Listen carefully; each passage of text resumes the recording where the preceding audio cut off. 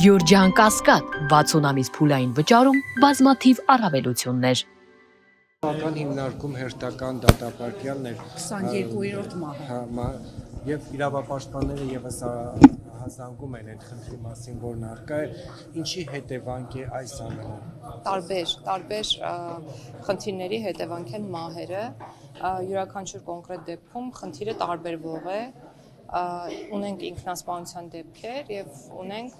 ֆիզիոլոգիական մահեր, այսինքն կենսաբանական այնպիսի մահեր, որոնք արձանագրվում են, չգիտեմ, առողջության հետ կապված որոշակի խնդիրների հետևանքով։ Մենք մի քանի ուղղությամբ ենք աշխատում, նախ ինքնավնասում եւ ինքնասպանություն հնարավոր կատարող անձանց պարագայում փորձում ենք կանխել այդ դեպքերը, շատ շուտով կունենանք առանձին կահավորված խցեր, որոնցում կլինի փափուկ կահույք եւ ավելի քիչ հնարավորություն ֆատալ ելքով արարքներ կատարելու եւ նաեւ կունենանք տեսախցիկներ այդ խցերում, որոնք կհսկեն ինքնավնասման հակում ունեցող անձանց վարքը եւ ուզում եմ միանգամից շեշտել, որ այս նորամուծությունը հիմնված է միջազգային լավագույն փորձի վրա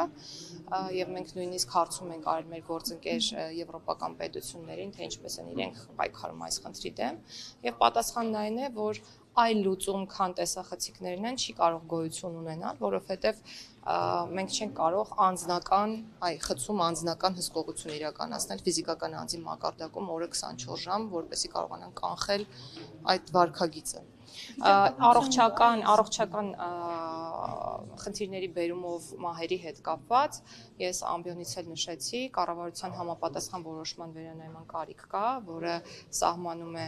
անհամատեղելիություն ենթադրող հիվանդությունների ցանկը, մենք առողջապահության նախարարության մեր գործընկերների հետ այդ ուղղությամբ աշխատում ենք, ինչպես նաև ավարտին է մոտենում հոգեբուժական խնդիրներ ունեցող անձանց հաշվառումը։ Այսինքն իրավիճակները շատ տարբեր են, թող տպավորություն չստեղծվի, որ մենք օրինակ ունենք մասսայական ինքնասպանության դեպքեր, ոչ այդպես չէ, մարդիկ շատ հաճախ ուղղակի այնպես է ստացվում, որ մահանում են կամ մահը վրա է հասնում, կրկնում եմ, առողջական որոշակի խնդիրների բերումով, որոնք ժամանակին նույնիսկ վերահսկված են լինում, բայց ինչ պատճառներով չեն կարողանում մահերը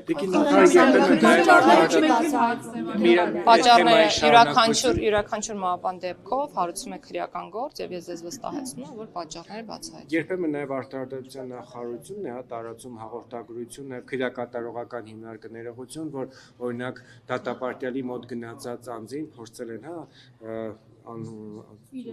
իրեր տալ, ոչ միայն, նաև արձանագրվել էր փափուկ կահույք տեղափոխելու դեպք։ Ես ուզում եմ հասկանամ, այդ վերահսկողությունը ինչպես է եւ նաև այստեղ այդ ձեր ասած կոռուպցիոն ռիսկերը չկա, որ օրինակ նույն բանտապետերը կամ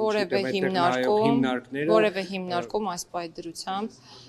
մուտք չի լինում արտոնյալ որևէ արտոնություն ենթադրող գույք։ Այսինքն այդ իմաստով հստակ կարգավորում կա երբ է եղել։ Մոտ 1 տարի առաջ օրինակ եղավ հրապարակում, որ փորձել են փափուկ կահույք տանել գաղտնի։ Բացառում եմ նման որևէ դեպք, նույնիսկ ասեմ ավելին, այն բոլոր հիմնարկներում, որտեղ կային խցեր, որոնք ունեին գույք, որը արտոնություններ ենթադրում, դրանք մաքրվել եւ հանվել են, կարող եք ինքներդ գալ եւ տեսնել։ Գայլան, իսկ այն ունևոր բանտարկվածներն էլ չեն փորձում իրենց համար կոմֆորտ պայման, օրինակ Սամվել Կարապետյանը։ Կան թույլատրելի իրեր, որոնք կարելի է տանել քրեակատարական հիմնարկներ եւ կան անթույլատրելի այնպես ինչպես բոլորինը եւ ես ձեզ կրկնում եմ, սա առանց բացառության է եւ մեր մոտեցումն այն է, որ բաժի կրման պայմանների համատեքստում արտոնյալներ առհասարակ չպետք է լինեն։ Իսկ քրեակատարական հիմնարկում սրբազաններին գաղտնալսելը մտահոգիչ չի։ Ես նման տեղեկությունների չեմ Փաստաբաններն էին հայտարարել, որ գաղտնալսել են երկու սրբազաններին խցում։ Ես նման տեղեկությունների չեմ տիրապետում, մեր խցերում գաղտնալսող սարքեր բայց փաստաբանն է հայտարարել այդ մասին։ Եկեք հարցնենք փաստաբանին, եթե ունի նման տվյալ, թող հրապարակի։ Այլ դատապարտյալիներում շնորհվելու է, թե ոչ, մեկինը հայտնի դարձավ, դուք հրապարակ ունեցաք, մենք էլ ենք առաջին ունեցել, ոչ։ Միշտ կարող է շնորհվել, կախված է ներման խնդրագրերի բովանդակությունից, անձանցից, հանձնաժողովի որոշումներից եւ հետո արդեն վարչապետի եւ նախագահի Ձեր տեսանկյունում տեսադաշտում կրկին դեռ անձիկ, որոնք նոր խմբականակ խնդրագրերի չենք ստացել, որպեսզի ուսումնասիրենք եւ ես իմ կարծիքը հայտնեմ,